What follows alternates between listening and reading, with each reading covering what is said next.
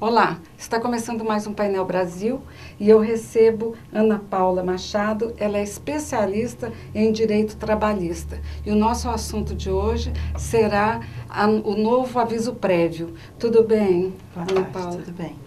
Bom, Ana, eu gostaria que você explicasse para os nossos internautas o que muda no aviso prévio. A partir de agora, que foi assinado no dia 11 de outubro pela presidente Dilma, a nova ordem, né, do trabalho. Bem, a partir de agora, todo trabalhador que contar com mais de um ano de serviço, na verdade, não é, trataremos dos anos completos, porque certo. Essa proporcionalidade ainda não foi definida. Ah, tá. Então, vamos dizer assim, a partir do segundo ano, a regra muda. De que forma? Nós teremos 30 dias e mais 3 dias a cada ano trabalhado. Certo. Então, quer dizer que as pessoas pensaram inicialmente que já teriam 90 dias. Eu gostaria que você explicasse um pouco melhor para a gente. Não são 90 dias. Na verdade, são 3 dias para cada ano trabalhado. Isso quer dizer que nós teremos o limite de 90 dias. Ah, tá. Então, 30 dias para o primeiro ano. Uhum. E aí, a cada ano, vamos somando mais 3 dias, até completar 90 dias, que teríamos um trabalhador com 20 anos de serviço. E vamos supor que ele já esteja na casa há 30 anos. Tem alguma mudança ou vai ficar? Aí vai chegar nos 90 dias. É o limite. É o limite. Exatamente. Bom, como é que funcionava anteriormente e se já está em vigor a lei? Bom, anteriormente, todo trabalhador, independente do tempo de serviço, ele contava com 30 dias. A Constituição, ela dizia no artigo 7º, que é no mínimo 30 dias. Como nós tínhamos essa estipulação de no mínimo, faltava, então, regular qual seria, então, o máximo. Então, na realidade, a lei foi agora colocada em prática, seria isso? Na verdade, digamos assim, faltava se regulamentar qual seria o período máximo, porque estava sendo aplicado o mínimo para todo o trabalhador. Certo. E como a Constituição dizia que o aviso prévio seria de no mínimo, então faltava se estipular qual seria o máximo. Então. Ah, tá. Por isso que, inclusive, havia alguns mandados de injunção perante o Supremo para se definir. O que é mandato de injunção? É quando há uma lacuna, neste caso, uma lacuna certo. na Constituição, não, claro. não estava claro. Então, tá. o Supremo deveria regular, porque você não pode simplesmente, o juiz não teria como julgar, dizer, então neste caso eu entendo que se ele tem 15 anos, o juiz não pode fazer isso. Então, faltava essa regulação. Então, diante da omissão, se precisava, então, regular. Como agora a lei foi aprovada, já os mandados não terão mais objeto. Né? No caso, essa regulamentação, ela vai atender também a quem já trabalhava antes da data dessa... Sim, aqueles que não tenham o contrato finalizado, né? Ou seja, a partir de agora, todo trabalhador que for demitido estará, então, sob a nova regra. Ah, tá. Então, se a pessoa tiver há 15 anos, ela tem um tipo Com de... certeza. Não, para todo trabalhador. Mas ela foi aplicada de imediato ou ela tem aquela... Vacatio legis? Não. Nesse caso, não houve vacatio legis. Ela entrou, então, em vigor na data da publicação. Então, a partir de agora, todo trabalhador que for demitido, então, passa a ter a ampliação do aviso prévio segundo o tempo de serviço. E quanto ao empregado? Ele também teria que cumprir a mesma coisa do aviso prévio? Da mesma forma, porque o aviso prévio é um dever recíproco. Ah, tá. Né? Então, tanto o empregado quanto o empregador devem se conceder. Né? Então, se o empregado pede demissão, isso também traz um prejuízo para o empregador, porque ele se vê sem o seu empregado, e então ele precisaria conseguir um novo empregado, dar a esse empregado o treinamento para aquela função. Então, ele da mesma forma, ele terá que cumprir. Mas pode haver, de repente, um acordo entre o empregador e o empregado, no caso do aviso prévio, da isentar ou coisa que vale? Se o empregador aceitar, ele pode dispensar do cumprimento. Certo. Mas não há nenhuma obrigatoriedade nesse sentido, ou seja, o empregado deve também cumprir. Agora, isso vai do empregador. Se ele quiser dispensar do cumprimento. Bom, anteriormente, a pessoa que pedia demissão, ela tinha 2 horas por dia. Continua essas 2 horas? Bem, esse é um ponto que ainda não está muito bem claro, porque, na verdade, a lei não disse isso. Então, o que nós estamos aguardando? Nós estamos aguardando uma definição nesse sentido, certo. Porque a lei não foi específica. E alguns sindicatos estão adotando um procedimento específico até que isso seja regulamentado devidamente. Por exemplo, o Sindicato dos Trabalhadores do Comércio no Distrito Federal, eles têm adotado a seguinte prática a partir de agora. O trabalhador vai cumprir, então, os 30 dias, com a redução de 2 horas, e o restante deve ser indenizado pelo empregador. Porque como nós não sabemos se essa redução continuaria, porque não foi dito. Ah, entendi. Entendeu? Então, nós como não há, eles não estão estendendo isso para os demais. Então, o que eles fazem? Mas isso é só o do comércio. Ah, tá. Então, cada sindicato, como é obrigatório a homologação a partir de um ano, sei. então cada sindicato está adotando algo até que nós tenhamos uma definição clara. Uma definição. Exato. E aquele prazo de experiência, ele continua sendo... Mesma coisa, porque o contrato de experiência ele é 90 dias. Uhum. Então, ele não teria sofrido nenhuma alteração, porque aí com mais de um ano só que nós teríamos alteração da aviso prévio. Então, o contrato de experiência por 90 dias não tem alteração. Então, explica o que é esse contrato de experiência, como é que ele é regido? Bom, o contrato de experiência é aquele contrato que deve ser de no máximo 90 dias e tem que ficar bem claro que não são 3 meses, certo. Porque alguns têm aquele equívoco que são 3 meses. Não, 90 dias. Certo. Para que tanto o empregado quanto o empregador consigam verificar se de fato se adaptam um ao outro, digamos assim. Né? Então, nesses casos, o trabalhador não terá direito ao aviso prévio se for cumprido na integralidade. Certo. Então, digamos, firmamos o contrato por 60 dias. Não houve prorrogação.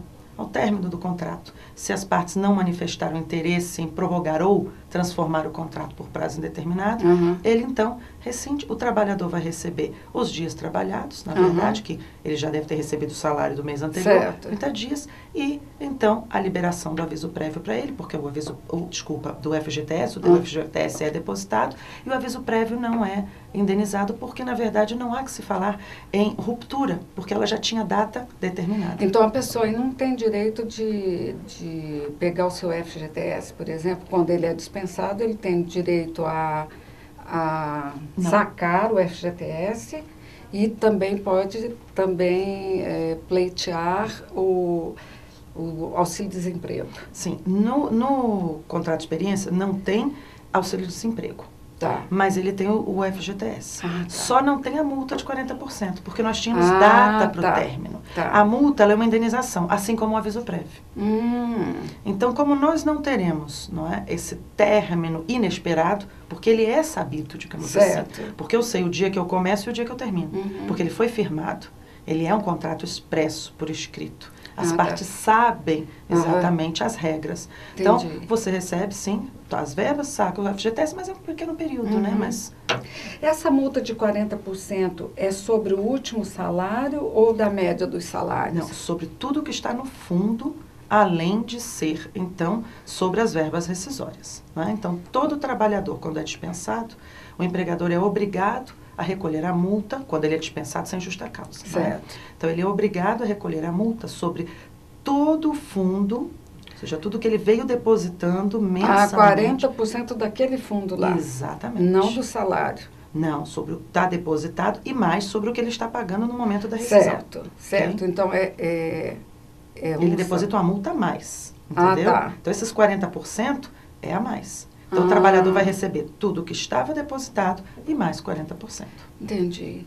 E isso você paga diretamente para o funcionário ou tem que depositar no fundo? Não, tem que ser depositado perante a Caixa Econômica. Os 40%? Exatamente, na rescisão. E o trabalhador, então, com as guias, ele comparece perante qualquer agência da Caixa e recebe. Certo. Doutora, as leis trabalhistas, elas são extremamente rígidas, né? Como é que a senhora vê, por exemplo, essa relação entre empregador e empregado e empregado-empregador? Se existe dentro da Justiça do Trabalho uma coisa que pleiteia os dois lados ou como é que é? Como é que funciona essa justiça? Bom, na verdade, o juiz ele tem que se pautar pelo que vem, as provas que são trazidas aos autos. Mas é óbvio, nós temos um princípio, que é o princípio do protecionismo, que ele pende para o trabalhador, mas isso não quer dizer necessariamente que o trabalhador sempre vai ter êxito. Na verdade, esse princípio, ele visa corrigir infelizmente, é uma realidade, uma diferença que existe entre eles. Eles são desiguais. Então, você tem de um lado o poder econômico e do outro lado só a força do trabalho. Então, nós temos princípios que regulam essa relação, que são protecionistas, sim, porque, do contrário, o trabalhador ele não teria nenhum dos seus direitos preservados. Agora, é óbvio que se o empregador deixou de pagar férias, 13º, deixou de recolher o FGTS, a justiça com certeza não vai fechar os olhos para isso. Mas é claro, o empregado também tem suas obrigações. Certo. Se ele não as cumpre, se ele falta ao serviço injustificadamente, se ele comete alguma falta que esteja enquadrada, não é, na dispensa por justa causa, o juiz do trabalho também reconhece. E quais seriam essas, a justa causa, onde que incide? Estão previstas no artigo 482 da CLT. Aí nós temos várias modalidades, né? Você tem desídia, ato de improbidade, você teria, essas desídias são faltas reiteradas, você teria o abandono de emprego, então há vários itens ali que o legislador estipulou como obrigações do empregado. Se ele não as cumpre, ele pode então ter o contrato rescindido por justa causa. Certo. Bom, eu acho que ficou bem claro, né? Eu espero que sim. Eu gostei bastante, achei que foi bem elucidativo. Se você quiser colocar mais alguma coisa que seja assim relevante, seria bom. Na verdade, essa alteração do aviso prévio, ela é importante, sem dúvida alguma, porque dá uma maior segurança para os trabalhadores, porque nós percebemos que não havia, então, equidade entre o trabalhador que só tinha 1 ano e aquele que já tinha, por exemplo, os 20 anos de empresa. Mas, de qualquer forma, nós ainda temos muitos pontos que devem, então, ser especificados, porque como eu lhe disse, nós não temos ainda a certeza se o trabalhador vai ter que ter a redução das 2 horas durante todo o período ou não. Como nós teremos, então, por exemplo, se um trabalhador tiver 10 anos e 11 meses, esses 11 meses nós vamos desconsiderar por completo? A lei não diz. Ah, entendi. Entendeu? Então, esse proporcional não foi estipulado pelo legislador. Ficou uma lacuna, sem dúvida alguma. Então, se nós interpretarmos friamente a lei hoje, só quando estiverem os 12 meses completos. Ah, tá. Se ele sair 1 mês antes, ele perde o direito. Não há nada que regule por enquanto.